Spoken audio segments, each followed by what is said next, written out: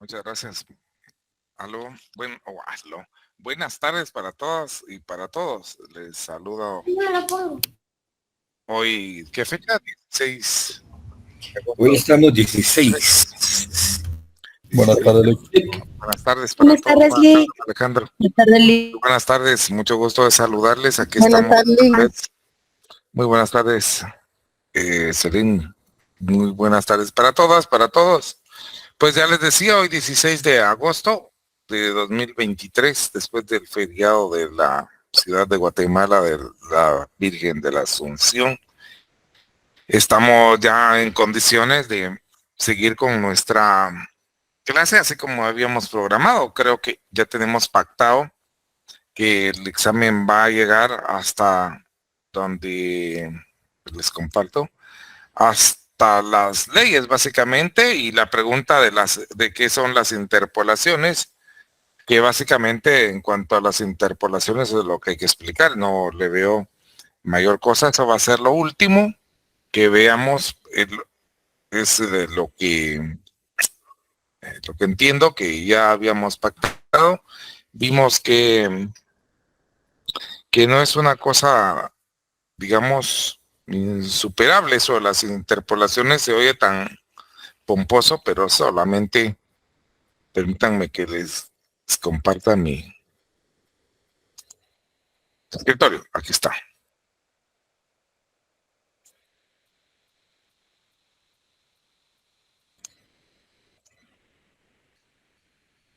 Finalmente, hasta aquí fue que llegamos, ¿verdad? Esto es básicamente eh, todas estas presentaciones para concluir en que las interpolaciones son comprenden esas compilaciones, pero quiero más bien, más que las compilaciones, tienen esa versión oficial que fue la que publicó el emperador Justiniano. En ella ya constaban todas las alteraciones. Quiere decir que esas alteraciones introdujeron básicamente textos, hicieron, entre comillas, puentes ahí en donde no se comprendían el ius y las leyes para poder tener eh, un, un propósito, el propósito de que no hubiera contradicción entre el ius de los juristas y las leyes que habían dictado los emperadores. Y entonces esa edición, la emblemata Triboniani, iba a ser la edición oficial que otorgó el emperador Justiniano para legado de las generaciones futuras, y que ya tenía esas alteraciones que los compiladores habían introducido para que, como hemos visto, no hubiera entre las leyes imperiales y el ius ningún aspecto anticuado, que no hubieran contradicciones. Dijimos que hasta ahí iba a llegar lo del examen.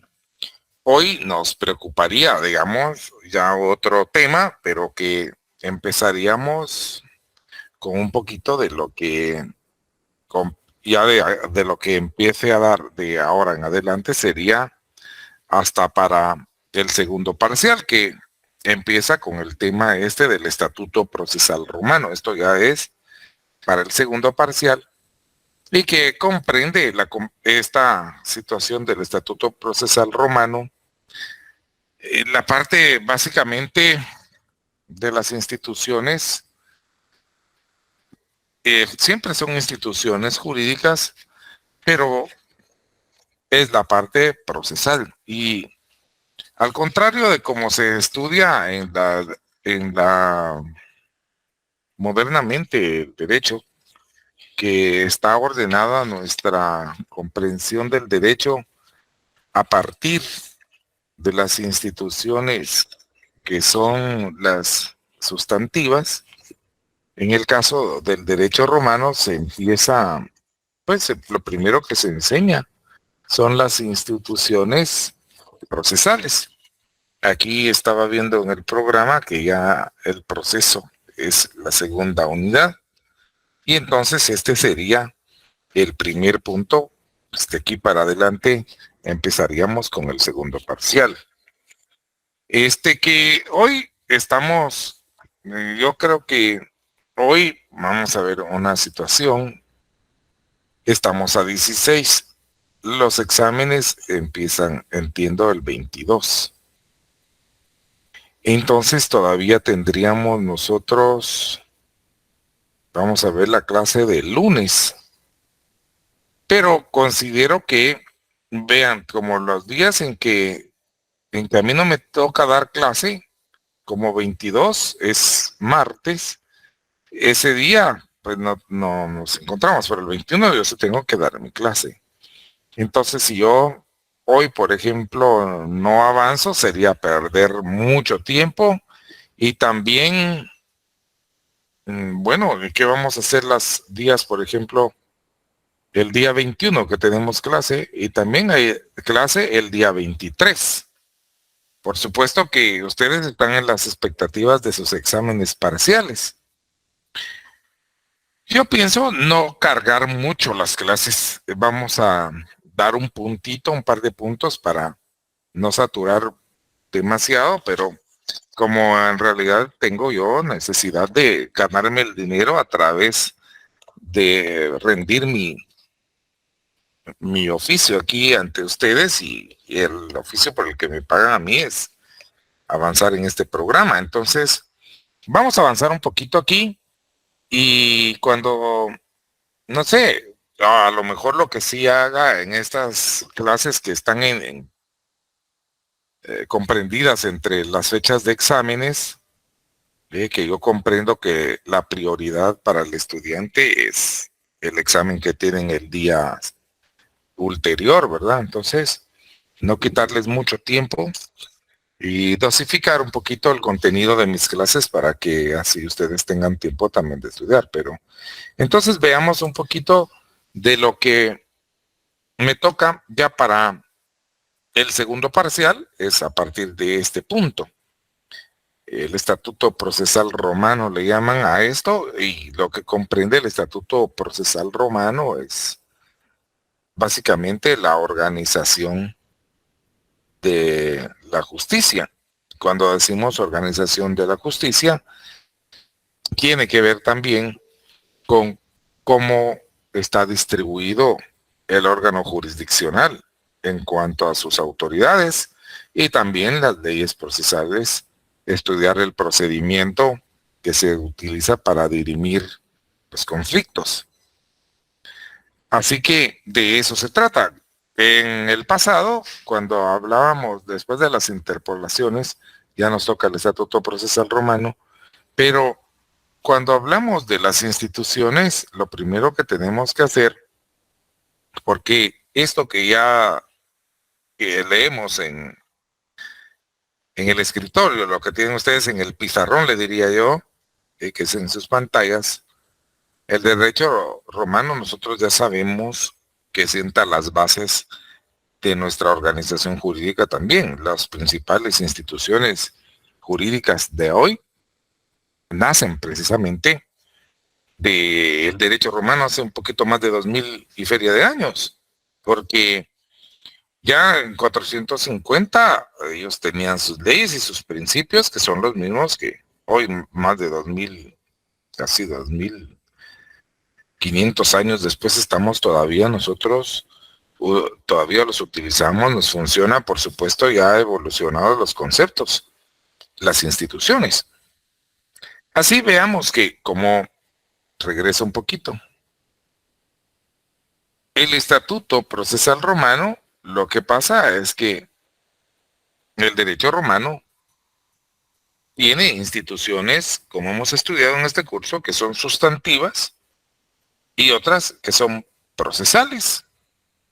Y estas instituciones nosotros ya hemos referido que comprenden, aquí como lo vemos, una serie de conceptos jurídicos que son de naturaleza estable que son definidos o que son desarrollados por normas jurídicas especializadas. Esa definición es bien sencilla de lo que significa una institución jurídica o una institución legal.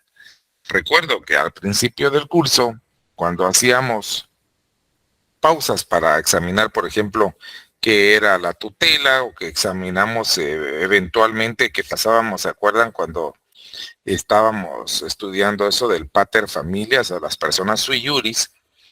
Dijimos, bueno, y que él tenía la patria potestad. Entonces hacía yo una pausa y decía, ¿pero qué es la patria potestad?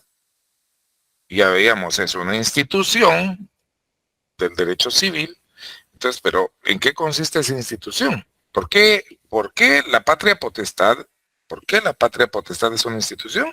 Bueno, porque es un concepto jurídico que es de naturaleza estable, que está definido y desarrollado por normas jurídicas especializadas, ¿sí? Así como en el ejemplo ese de la patria potestad. Vimos que es el derecho civil, el derecho de familia, el que contiene todo ese cúmulo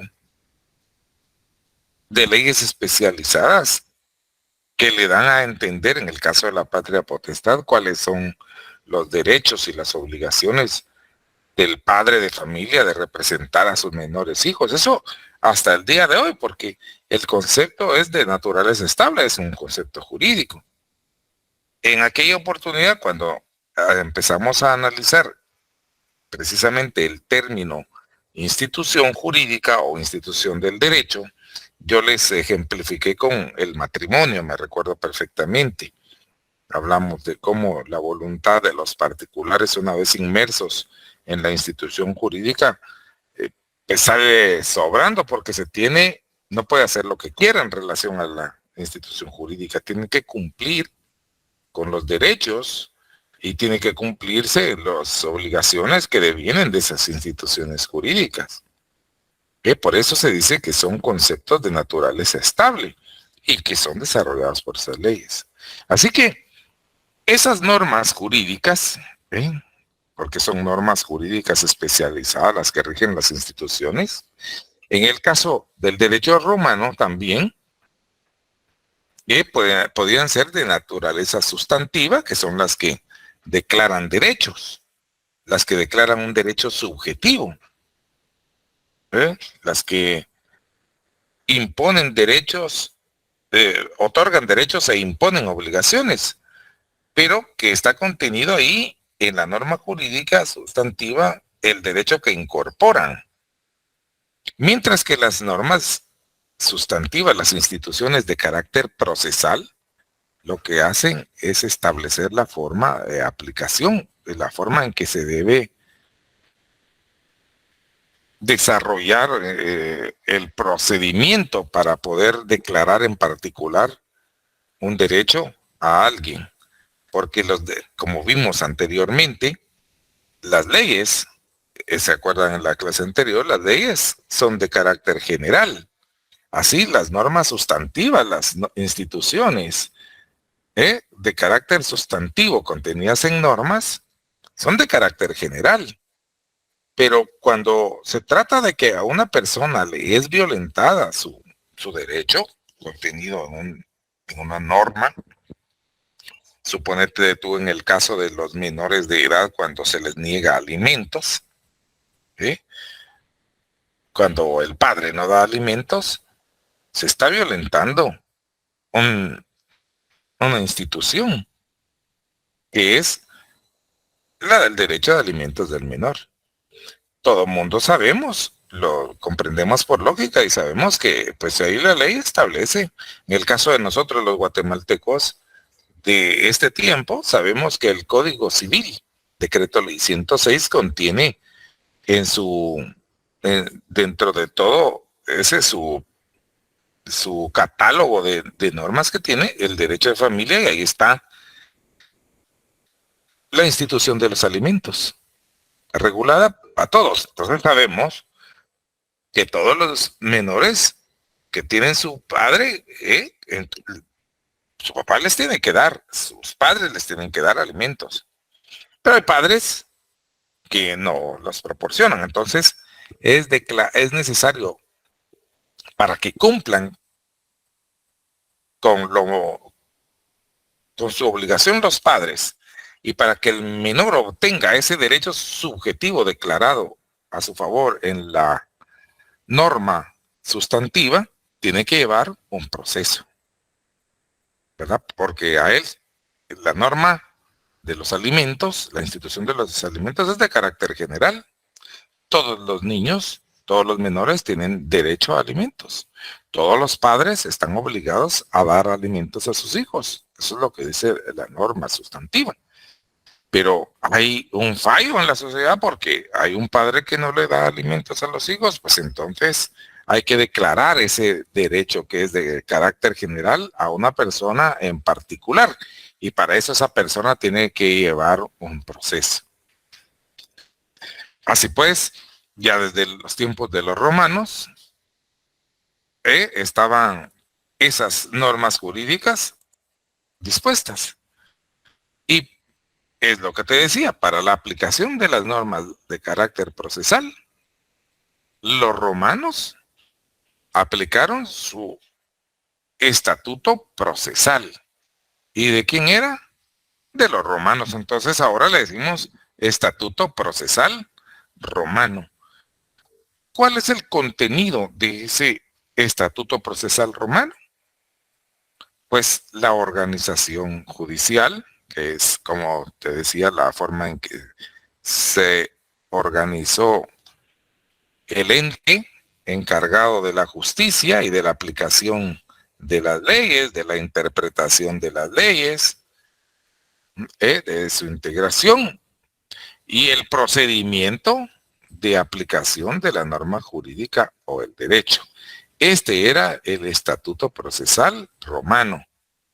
Tiene la organización judicial y comprende también el procedimiento de la aplicación de la norma jurídica o el derecho. Esto lo podríamos nosotros resumir, bueno, si nosotros lo proyectamos, porque de eso se trata el curso, de poder entender o comprender las instituciones jurídicas e identificarlas, tendríamos nosotros que decir, bueno, como esta es la base del derecho occidental, ¿en dónde encontraríamos actualmente en nuestro estado este tipo de instituciones?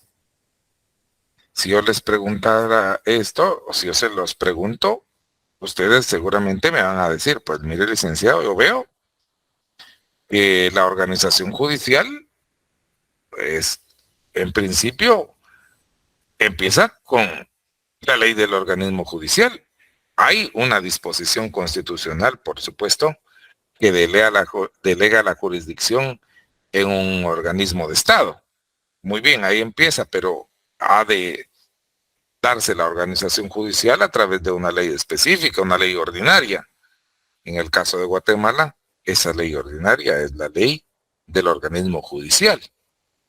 Y el procedimiento de aplicación de la norma jurídica, bueno, nosotros ya sabemos, si me permiten ustedes, que la ley del organismo judicial también comprende toda la organización. Vamos a ver si la tenemos por aquí.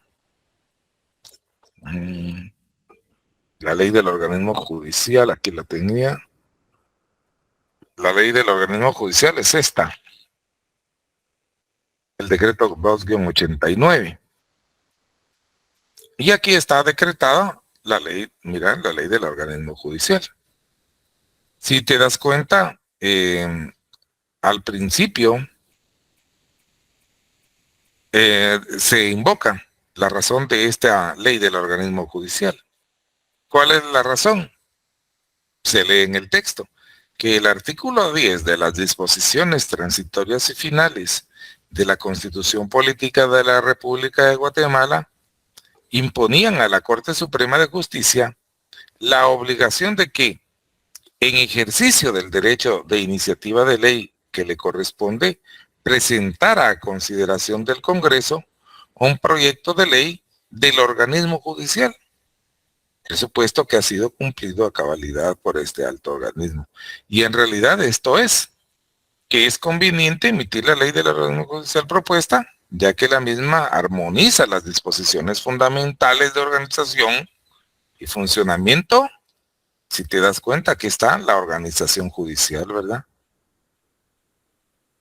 Y ahí está, más claro no podría yo compartírselos. De tal suerte que ya se lee en el texto ahora, que sabemos por qué esto es. Date cuenta lo importante, porque en el artículo 1 se señala que los preceptos fundamentales de esta ley son las normas generales de aplicación, claro, porque es el organismo judicial el que tiene la jurisdicción, la facultad de juzgar y aplicar las leyes, ¿no es eso? Pues ahí está. Pero también de interpretación de las leyes, porque eso es, los preceptos fundamentales de esta ley son las normas generales de aplicación, de interpretación e integración del ordenamiento jurídico guatemalteco. Ahí estaríamos con lo que venimos estudiando en esta, a lo que nos referíamos, la organización judicial y el procedimiento de aplicación de la norma jurídica. Bueno, ahí saldríamos de un par de cosas, porque ahora, por otro lado, en nuestro medio, ya el procedimiento de los juicios está regulado también en leyes ordinarias, pero que nosotros sabemos que se atiende una materia determinada en cada una de esas leyes ordinarias. Por ejemplo, en la, creo que es aquí, que tenía, si no estoy mal, tenemos el decreto ley 106, que es el Código Procesal Civil y Mercantil. Allí encontraríamos las normas procesales para los diferentes casos. Nosotros sabemos que en este Código Procesal se incluyen los diferentes tipos de juicios privados que existen en Guatemala, porque existen varios. Aquí por lo menos en el Código Procesal Civil encontramos juicios de dos tipos. Encontramos juicios denominados de conocimiento y otros juicios denominados ejecutivos o de ejecución, procesos de ejecución. Así, los juicios de conocimiento que están aquí son el juicio ordinario, que es el juicio tipo, porque a través del juicio ordinario se establece todas las diferentes fases que tiene un proceso civil. Ahí están descritas todas las fases del proceso y luego están los juicios orales y los juicios sumarios. Esos tres son procesos de conocimiento. Luego también tiene el Código Procesal Civil y Mercantil los juicios denominados de ejecución, que ya es cuando son el juicio ejecutivo propiamente dicho y el juicio ejecutivo en la vía de apremio.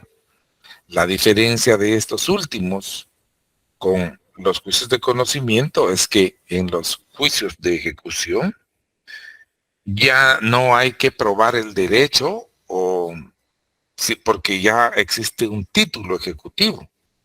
Ya no hay que probar que la persona demandada está obligada y que ya no hay que hacer mayor trámite más que ejecutar una garantía que se ha dado.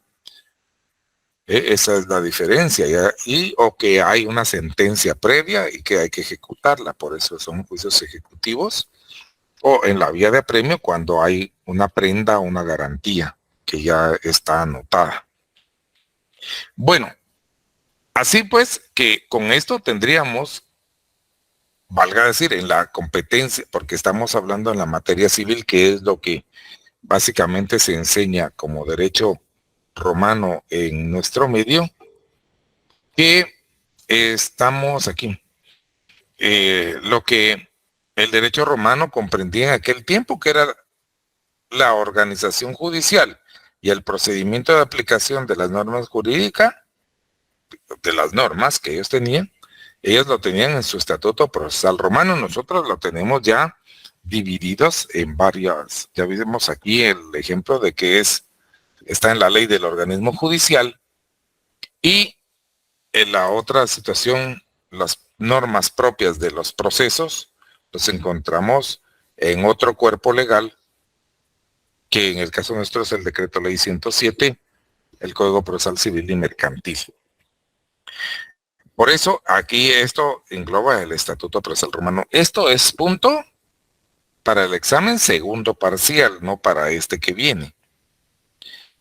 Entonces, pasemos a una situación más ya para analizar las instituciones de esas procesales. Si no quedamos tan abstractos, tendríamos que ver, por ejemplo, qué es la acción, ¿verdad? Porque para que se dé un juicio es necesario que la persona interesada tome la iniciativa y acuda ante el magistrado para pedirle que se haga un juicio con el fin de resolver una determinada controversia. Ese es el presupuesto. Siempre que alguien tiene interés en que se le tutele una situación, vamos a decirlo así, una situación particular de su vida. No digo aquí un derecho, porque si estamos en que el derecho romano no tenía lo que nosotros conocemos como derecho, todavía ese concepto ellos no lo tenían. Lo que ellos tenían eran acciones. Entonces, lo que para nosotros va a ser derecho actualmente, para ellos era tener acción, de tal suerte que así se inicia esto de los procesos. Siempre hay alguien interesado en la justicia, y entonces, eso sí, interesado en que se le declare que le corresponde algo de lo que está siendo privado, de lo que está siendo o porque está siendo perjudicado por otra persona, y entonces necesita que el órgano jurisdiccional, que en el caso del derecho romano era el magistrado pretor, que eran los que tenían el poder de mando y de orden, de castigo, para que les solucione una controversia tienen que acudir. Y esto de la acción, entonces, va a ser el primer elemento.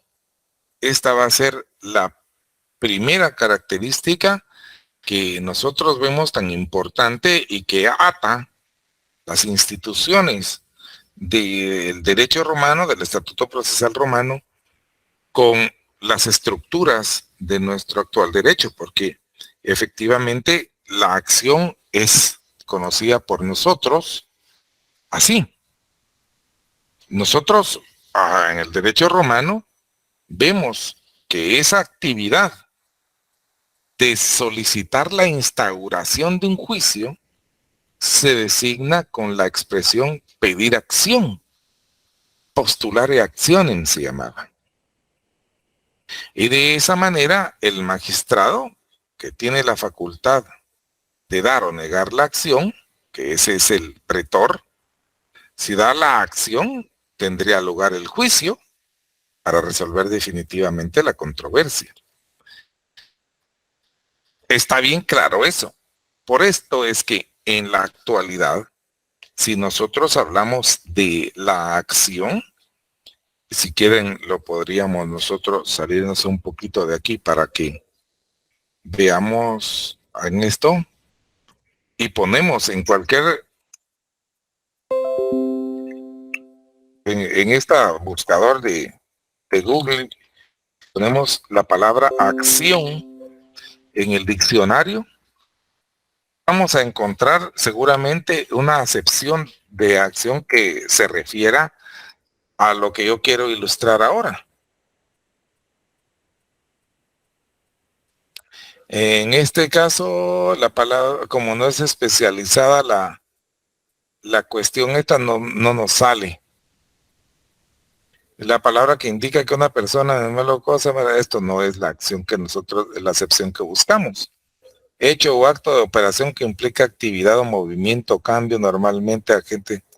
Tendríamos que buscar una más especializada que yo sí la puedo definir de una manera distinta, de una manera diferente, porque es lo que, bueno, eso ha sido mi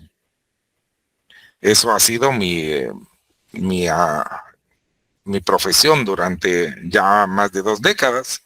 Entonces, yo sí sé que la acción, nosotros la vamos a definir, fíjate bien si quieres, tú apuntas, como el derecho que tiene una persona de acudir ante un órgano jurisdiccional para solicitar que se le tutele un derecho que cree le asiste.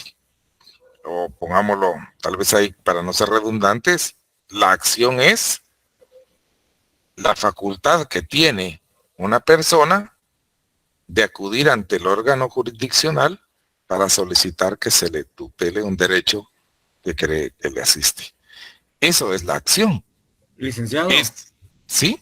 Perdón que lo interrumpa. Lo encontré yo en Google buscándolo como acción en derecho. Uh-huh. Y directamente, si es lo que usted dice, perdón que lo interrumpa, lo leo. ¿Cómo no?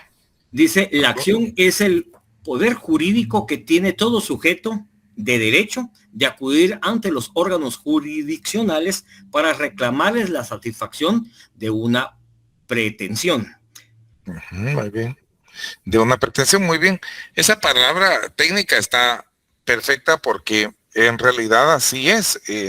Uno acude ante el órgano jurisdiccional porque en la ley general, que sería el Código Civil, por ejemplo, si hablamos del mismo caso de ese niño que no le están pasando alimentos sus padres o uno de sus padres, ahí la pretensión es que se le declare en particular el derecho de alimentos y que se le fije al demandado, que es aquel que no está proveyendo los alimentos, una pensión forzada.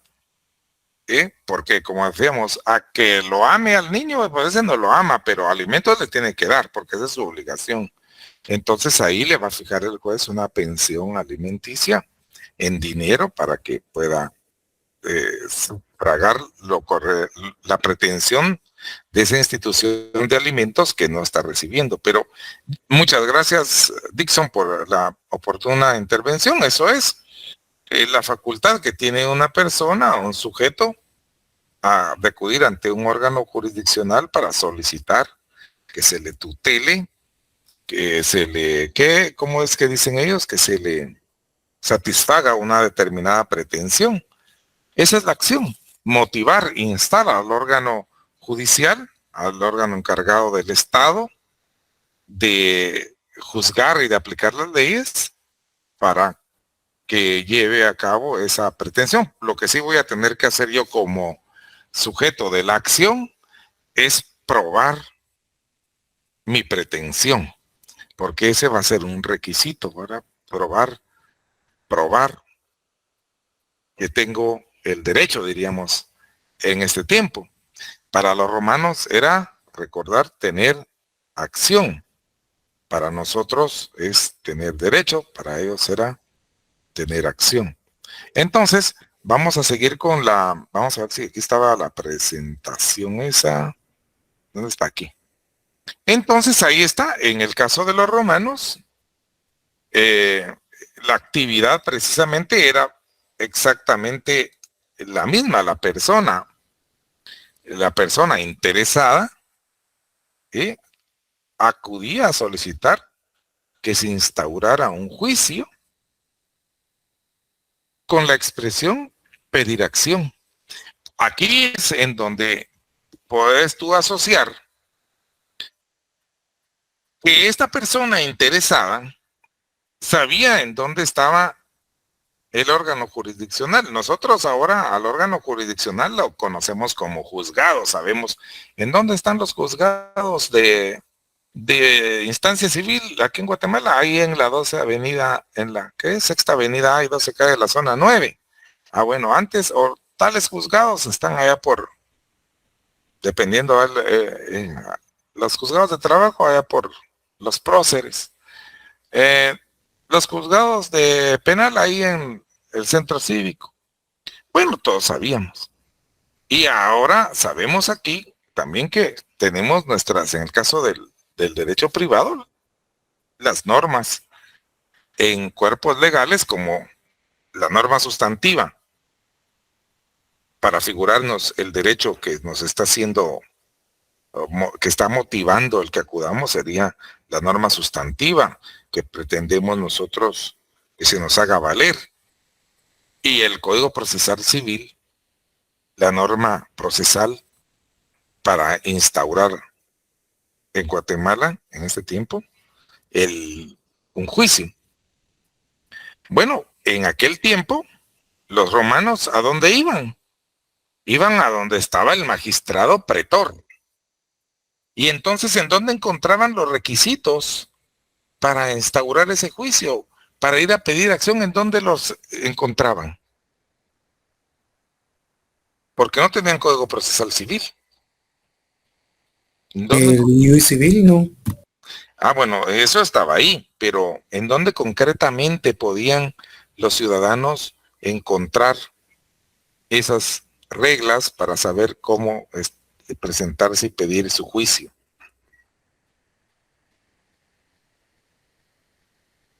¿Ante qué? ¿Ante quién y cómo? Les voy a decir yo. ¿Se acuerdan que en la clase anterior vimos que el magistrado pretor emitía su edicto perpetuo?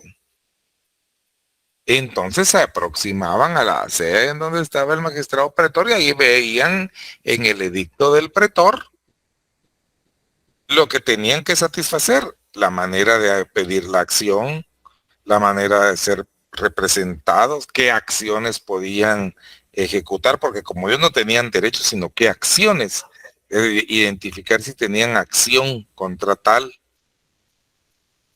Ese tipo de cosas estaban ahí en el edicto del pretor. Entonces, claro, acudían con eso. Fíjate que fundamentalmente, vamos a ver, nosotros sabemos que el derecho romano tuvo 3 etapas. La arcaica, que tuvo su propio procedimiento, que era el procedimiento de las acciones de la ley. Ahí se veían las acciones.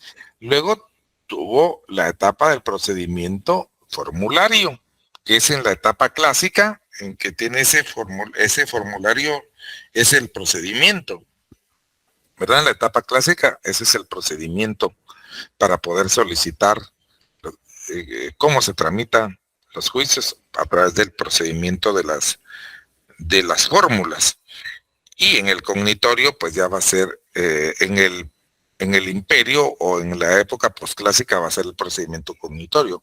Nosotros vamos a relacionar brevemente cómo empezó en la época arcaica, cómo ellos manejaron su procedimiento en lo civil, que era básicamente ese de las acciones de la ley. Lo vamos a manejar brevemente, lo vamos a ilustrar nada más con unos ejemplos y luego vamos a ir al procedimiento formulario, que es más ilustrativo. Como acuérdense que nosotros vemos básicamente el derecho romano clásico, por ser que ahí están las instituciones que nos interesan y que han formado nuestra estructura jurídica.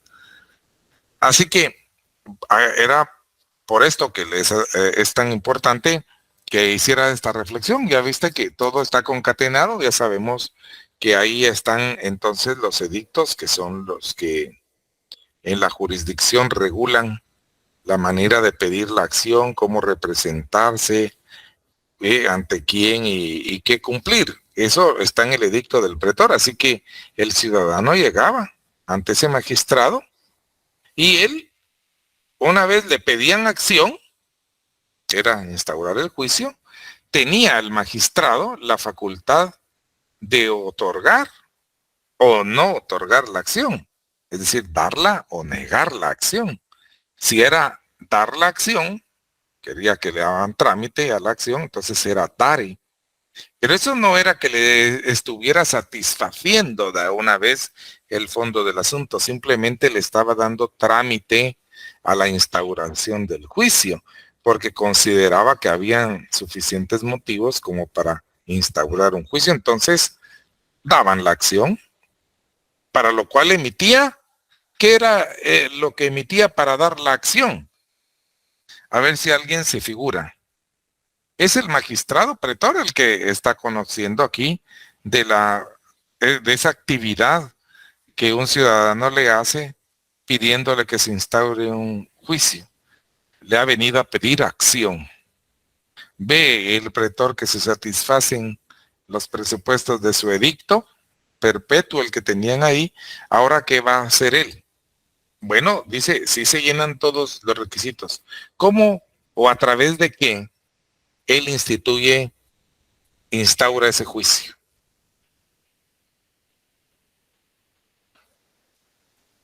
Accionándolo. Ah, bueno, pero pero ¿cómo? ¿A través de qué? De la jurisprudencia, ¿no?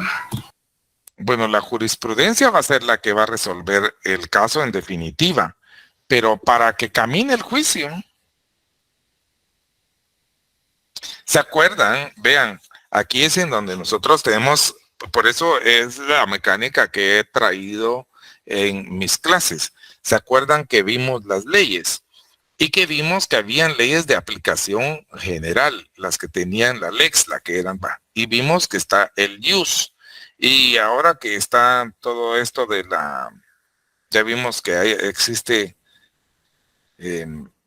integración entre esas cuestiones, pero vimos algo que distingue la lex, la ley en general, de otras disposiciones legales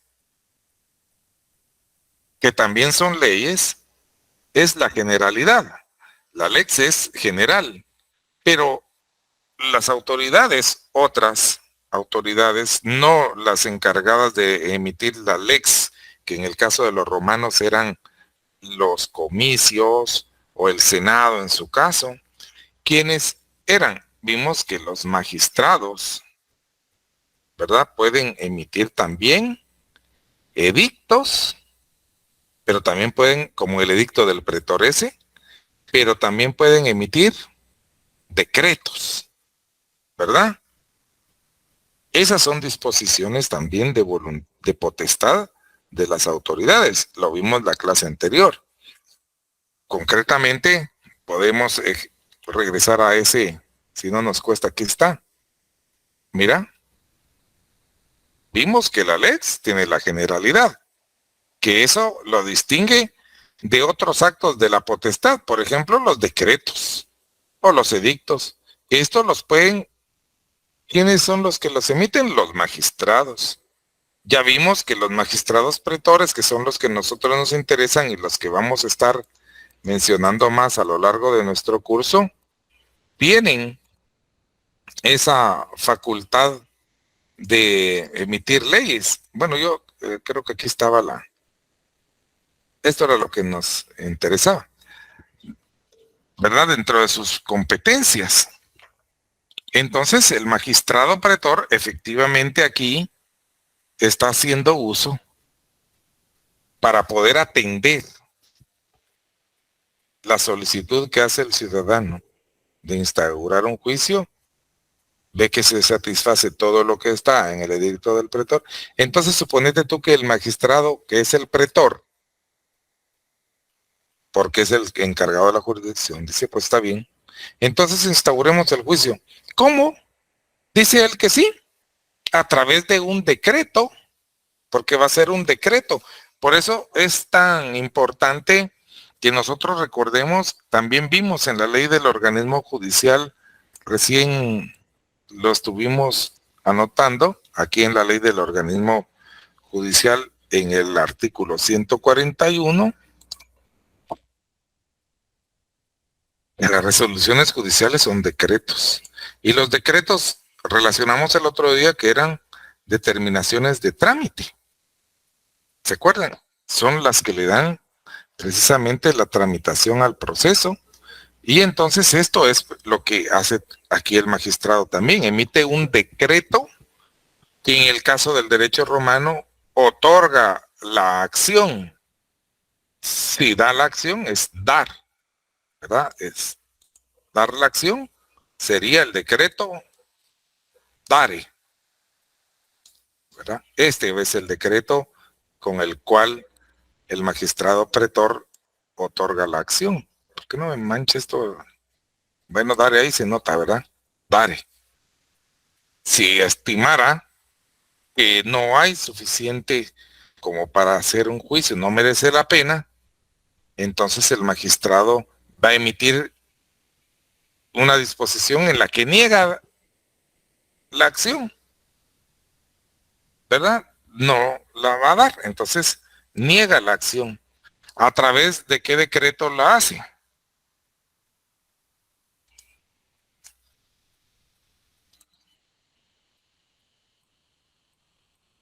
¿A través de qué decreto niega la acción si ve que no hay? Entonces el decreto se denomina así, denegare acciones. ¿Ves? Denegare acciones. Ahí está. Denegare para... Y ahí está. Y entonces supongamos que da la acción. Si da la acción, entonces va a tener lugar el juicio con el que se va a resolver. Entonces ya empezaría la tramitación del juicio. Cuando expliqué, esta es una pregunta por información que les hago.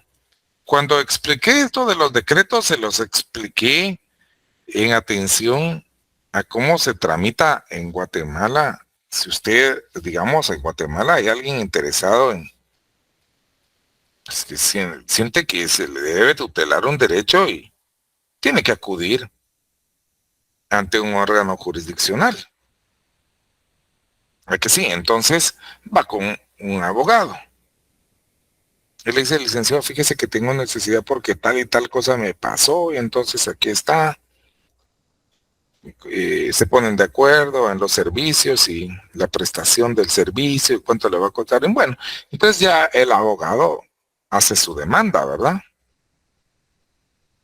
¿Cómo sería esa demanda? Pues la demanda tiene el abogado, ya sabe que tiene que ir al Código Procesal Civil y Mercantil, porque aquí las demandas se presentan por escrito, ¿verdad que sí? Es herencia precisamente también del derecho romano, desde que el juicio se convirtió en formulario, lo vamos a ver en su oportunidad. Y si vamos al artículo 61,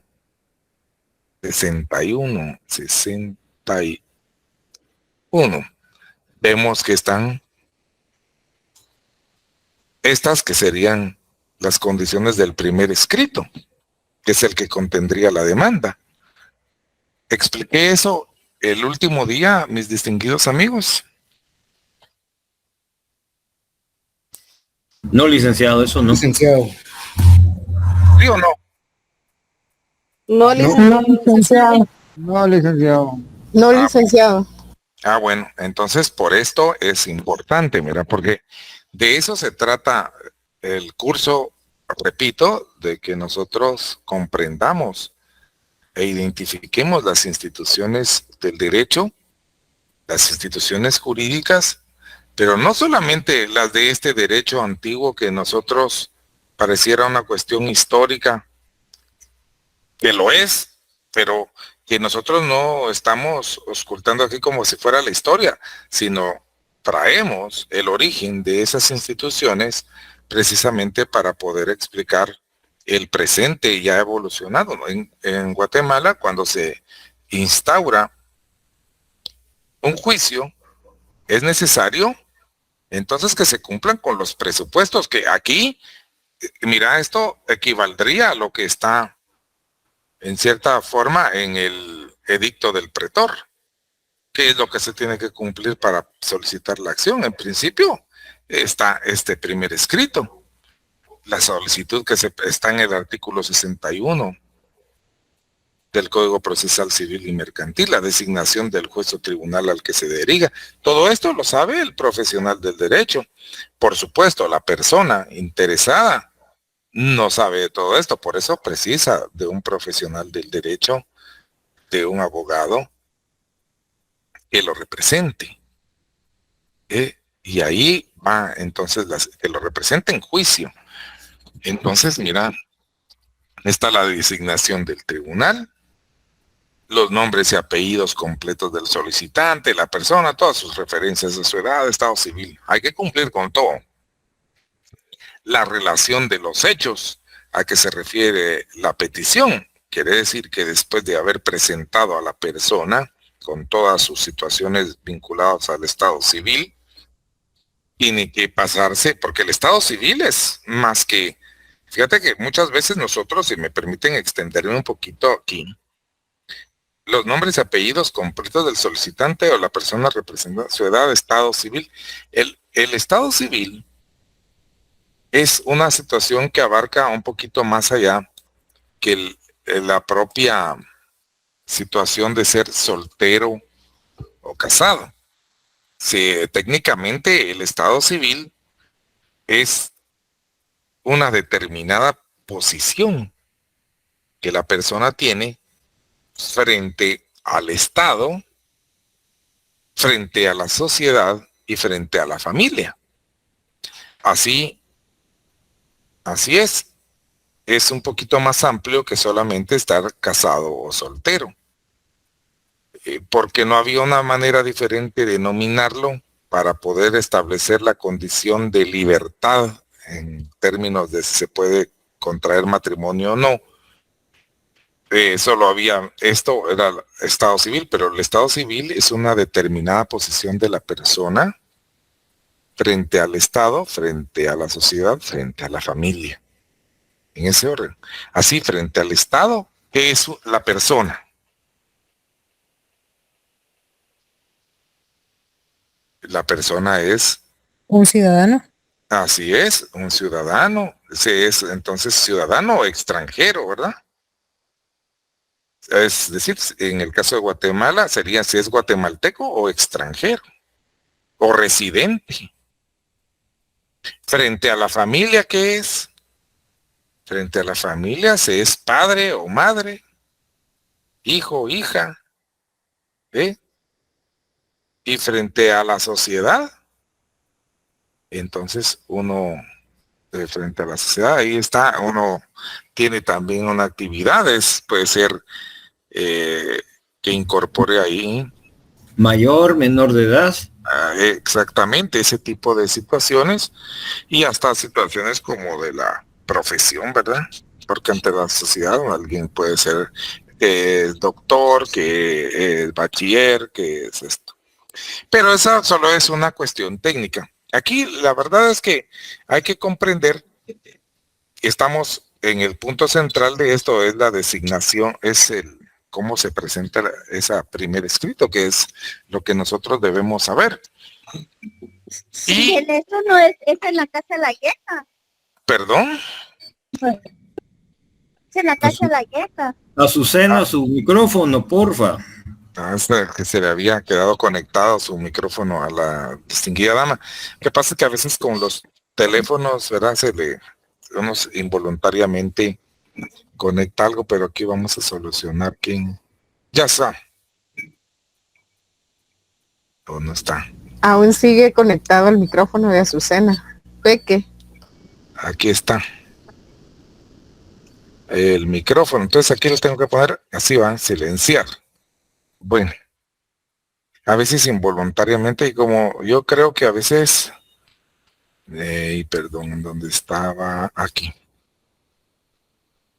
Aquí estábamos, ¿verdad?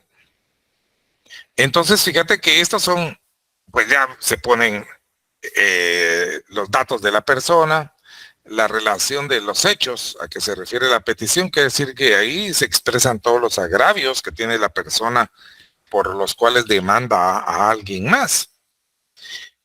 El fundamento de derecho en que se apoya la solicitud, citando las leyes, pues ese es el trabajo del profesional del derecho, porque el interesado lo único que se siente es perjudicado, pero no va a saber mucho en qué apoyarse. Pero esto lo conoce el profesional del derecho, ya lo pondrá. Los nombres y apellidos y residencia, pero fíjate, los nombres, apellidos y residencia de las personas a quienes se reclama un derecho, si se ignorare la residencia será constar. Aquí también quisiera extenderme en una cosa para que todos, como lo que se pretende, que esa es una escuela de leyes, es que uno sepa, y mientras más pronto mejor, algunas situaciones importantes. Aquí este punto 5 es importante porque muchas veces los abogados, sobre todo los nuevos, o aquellos que tienen por costumbre solo utilizar machotes. Ay, pásame ahí un machote de una demanda, y solo hacen las cosas llenando, pero sin la conciencia de saber, cometen muchos errores y por eso les deniegan el trámite de sus demandas. Es porque cumplen mal con este o no cumplen con este número 5. Regularmente saben el nombre y apellidos de la persona a quien se le requiere, a quien se le demanda. Pero fíjate que regularmente ponen muchos abogados. Compadre, demandar a fulano de tal, quien puede ser notificado en tal y tal en tal y tal dirección. Ahí le rechazan la demanda. ¿Por qué crees tú? Porque no estaba bien especificada la ubicación. La residencia también es el departamento o la circunscripción donde esté el individuo, licenciado. Bueno, ahí has tocado tú un punto importante también de aclarar. Porque en Guatemala hay unas definiciones con respecto a los lugares. Entonces, nosotros sabemos que en principio está el concepto de departamento, ¿verdad? El departamento es en términos de esto que vemos aquí, mira, el domicilio, ¿cuál es? El domicilio es la circunscripción departamental.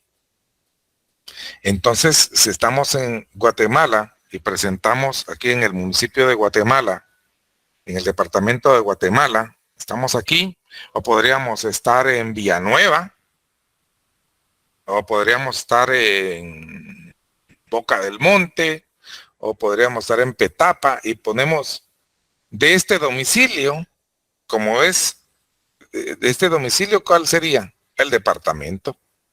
El domicilio es la circunscripción departamental. Luego estaríamos con la vecindad, ¿qué es? La vecindad, el municipio. Es la circunscripción municipal. Muy bien. Y entonces la residencia, ¿qué sería? La dirección donde vive, la dirección exacta, digamos. La casa de habitación, ¿verdad? Donde uno vive. Ay, muy bien. Entonces, lo que sucede es que muchos abogados omiten esto, mira.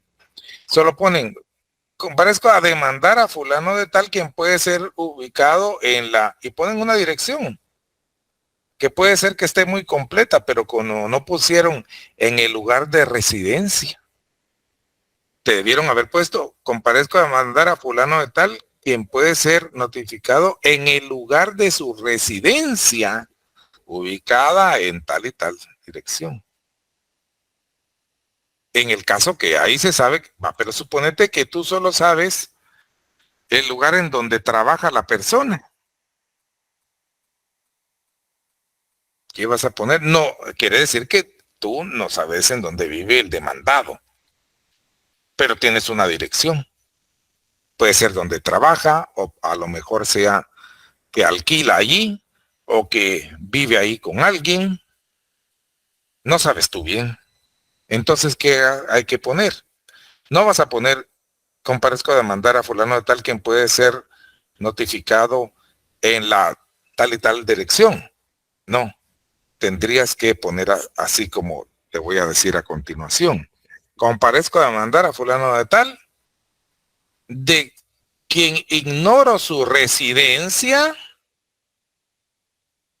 pero que puede ser notificado en la siguiente dirección, tal y tal lugar. Fíjate, así hay que poner. O así, comparezco a demandar a fulano de tal, suponete que fuera un funcionario que tal vez fuera una acción en contra del registrador de la propiedad, por ejemplo. Comparezco a interponer tal acción en contra del registrador general de la propiedad, de quien ignoro su residencia, pero que puede ser notificado en la 9ª avenida, no sé qué, 14 guión tanto de la zona 1 de esta ciudad capital. Y entonces ahí sí le van a dar trampa, porque si eso no se pone, entonces, si no se pone que se ignora. Ahora, si uno conoce la residencia, pues hay que poner mejor que puede ser notificado en el lugar de su residencia ubicada en la tal dirección. Ese es un consejo para toda la vida que les doy, al menos aquí en derecho civil así es. Y luego, una cuestión, mira, está la petición, el lugar y fecha de haber hecho el memorial y las firmas del solicitante y del abogado. Ahora lo importante es que todo esto puede estar muy bien, jóvenes. Toda esta estructura y el contenido de su memorial, el mejor memorial. Una gran exposición de los hechos, muy bien expresados los agravios, muy bien fundamentado en derecho. Tienen las pruebas incluso con las que pretenden ustedes aprobar sus pretensiones. Pero ¿qué te parecería? ¿Que no hicieras la petición? No sirve de nada. Entonces, esto es el punto de cuando yo les decía si ya expliqué esto para llegar a este punto, porque, claro, las personas tienen derecho de acción, tienen derecho de presentarse ante el órgano jurisdiccional a solicitar que se les tutele un derecho que creen que les asiste. Llenan los requisitos que están en la ley para solicitar su juicio, para demandar. Entonces tienen que plantear bien la petición. Porque esas peticiones son las que el juez va a resolver a través de sus resoluciones judiciales, que en principio son los decretos para darle trámite. ¿Verdad? Esa es la situación. De tal suerte que estamos en esta actividad de que se ha presentado aquí, me confundí, estamos aquí. Pero en la ley del organismo, aquí estábamos, era la petición. Entonces, ¿qué es lo que hace el abogado ahí después de haber expuesto todo aquello? Dice, con base en los hechos expuestos, ¿verdad? Con base en el fundamento de derecho invocado y suponete que las pruebas, ¿verdad? Y los medios de prueba aportados u ofrecidos, al señor juez hago las siguientes peticiones. Y claro, el abogado sabe cuál sería la primera petición, te imaginas tú que uno pondría ahí.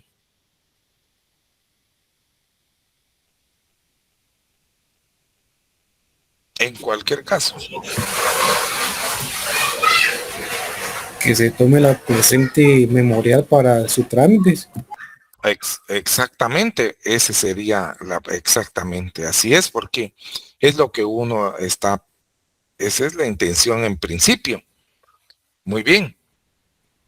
Que con el presente que se le dé trámite al presente memorial, ¿verdad? Que con el presente memorial se dé trámite al presente memorial, así sería, que se dé trámite al presente memorial. Luego la segunda petición sería que con el presente memorial y documentos adjuntos, si los hay, se forme el expediente respectivo, que se tome nota del abogado, ¿verdad? Que la dirección profesional, esto, ¿verdad? La persona que lo represente, que se tome nota de la dirección que se consigna para recibir notificaciones, que se tome nota de la dirección señalada para notificar al demandado, y ¿qué más? Que si ofreciste medios de prueba, que se tenga por ofrecida la prueba relacionada al apartado correspondiente. Que se fije, suponete, si fuera una cuestión de alimentos, como hemos venido diciendo, que se fije que de manera preventiva una pensión provisional a favor del menor fulano de tal, que se imponga en consecuencia, que se le imponga una pensión provisional al demandado, tal, oficiándose a su trabajo, al cajero pagador donde trabaja, no sé, cosas así. Y luego, ¿qué? Va a venir una petición, la de fondo, que va a ser que en su oportunidad se dé con la presente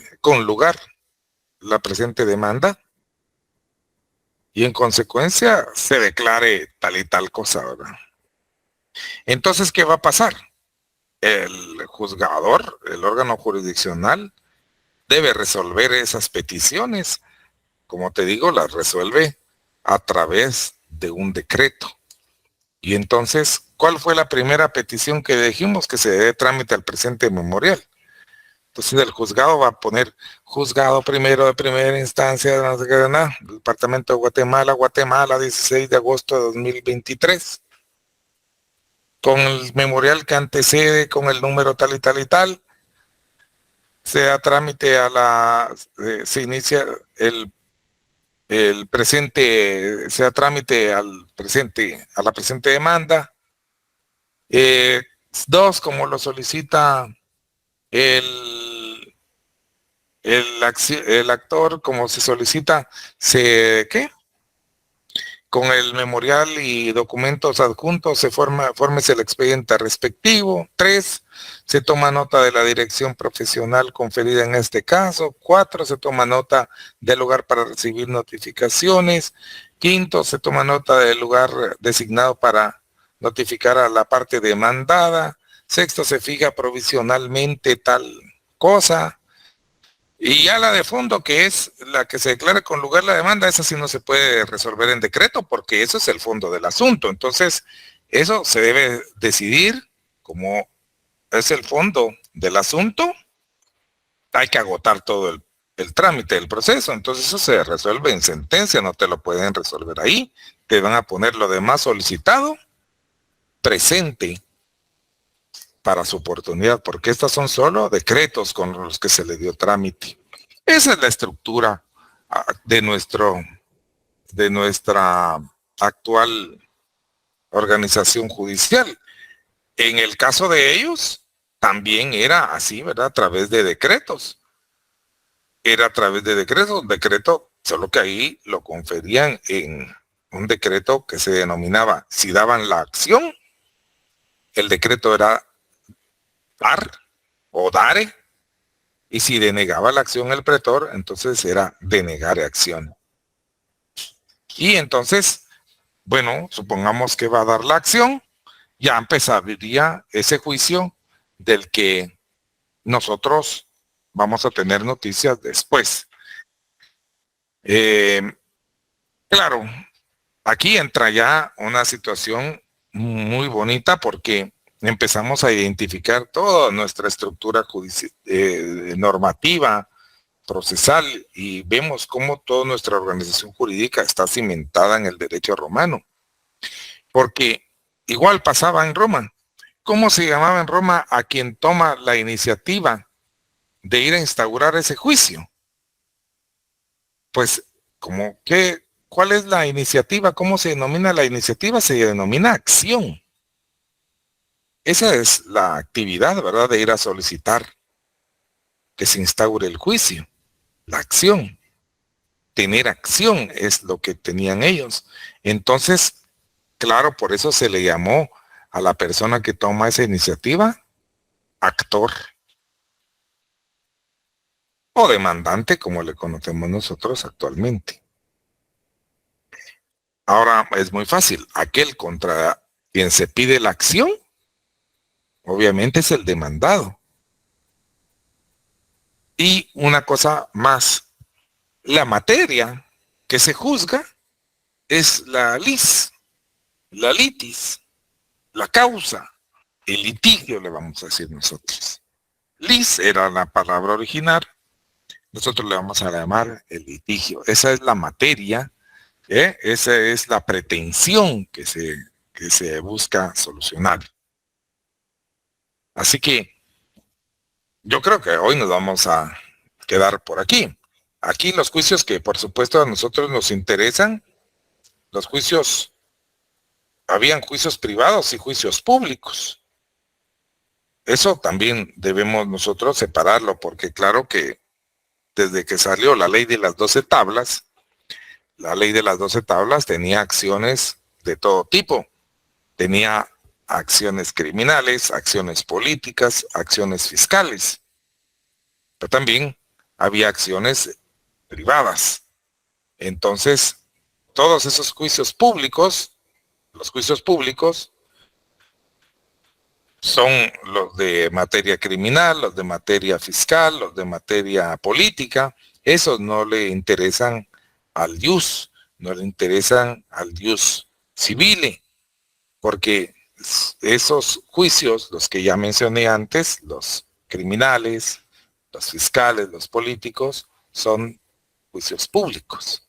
Es otra materia. A nosotros lo que nos interesa, sobre todo en la época clásica, que es la que vamos a desarrollar más, porque ahí están las instituciones, son los juicios privados.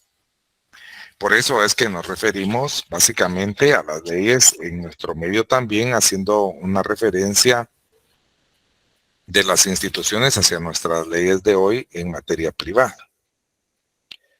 Por hoy, yo creo que en contenido de lo que viene para el segundo parcial, recordate que es todo lo que vimos hoy a partir de aquí del Estatuto Procesal Romano. Ya vamos avanzando un poquito, pero esto es para el segundo parcial y ves tú que sí tiene una relación con lo que previamente hemos estudiado. Hoy hagamos una pausa, pequeña pausa, vamos a ver, son las 6:47. Ya se va a acabar. Mejor dejemos hasta aquí.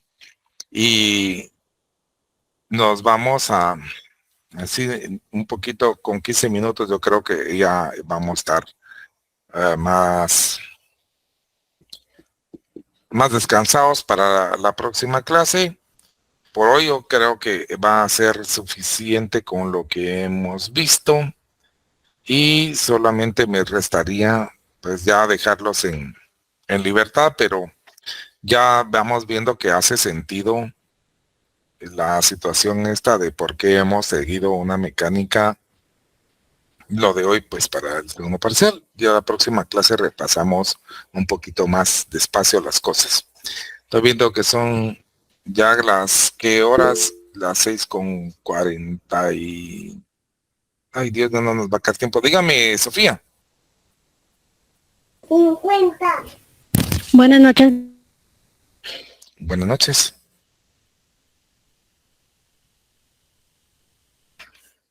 Como que, fíjese que no la escuché, Sofía. Disculpe, ¿el examen va a ser por Moodle o por Classroom? Muy buena pregunta. La voy a hacer a través de esa utilidad de Classroom 2. Moodle yo lo he utilizado, te explico por qué, Sofía. Fíjate que Moodle para mí es muy bueno porque tiene herramientas que le permiten hacer a uno instrumentos de medición más seguros en cuanto a la pureza del examen, un poquito más técnicos, pero lo malo es que se satura mucho el servidor de esa herramienta y esa plataforma se cae al principio del examen, van 10 minutos de examen y se cae, y después hay que reprogramarlo para una hora después, que se volvió a caer, otra hora. Así me ha pasado en algunas ocasiones en que he utilizado esa herramienta. No sé si a ustedes han tenido ocasión de sufrir algo parecido, pero de veras que no. A veces en una ocasión me dieron casi la 1 de la mañana tratando de hacer un exámenes hace como un año, y a unas personas ya no me gustó esa experiencia. La verdad es que veo que andan ahí mandándolo a uno a diversas horas, que para la sección tal, a la hora tal, entonces se vuelve un relajo tú. Pienso que esforzándome un poquito a través de Classroom puedo hacer un examen que de todas maneras técnicamente pueda salir bien librado, y que así vamos a tener menos problemas todos y la garantía de poder sustentar el examen en tiempo, el día que es. En Classroom yo les voy a compartir eventualmente el código, ya lo voy a hacer como nosotros nos toca hasta el día 30, la próxima semana ya les tengo el código y se los paso. Está hoy. Luego teníamos a la señorita Magda. Dígame, por favor. Hola, Lick. Yo fuera de contenido solo le quería agradecer su método de estudio, porque yo, al igual que muchos compañeros, vengo de repitente de Derecho Romano por la licenciada que ya todos hablaron. Y pues solo eso, agradecerle su método de estudio, porque la verdad es que ahora le agarro atención, y aunque ahorita ya entré tarde por el trabajo, pero de verdad de corazón le agradezco su método, Lick. Ay, qué bueno, muchas gracias. Muy fina. Mire, hasta me salió así, hasta escalofríos se me hicieron, pero no estoy tan acostumbrado a los desprecios que las caricias me hacen daño. Muchas gracias. Muy fina, gracias. Pues miren, es que esta clase es muy bonita, en realidad, pues las materias, yo digo que, miren, hay unas materias que de veras, como teoría de la investigación, por ejemplo, que, ay Dios, pero si se sabe dar, no se aburre la gente.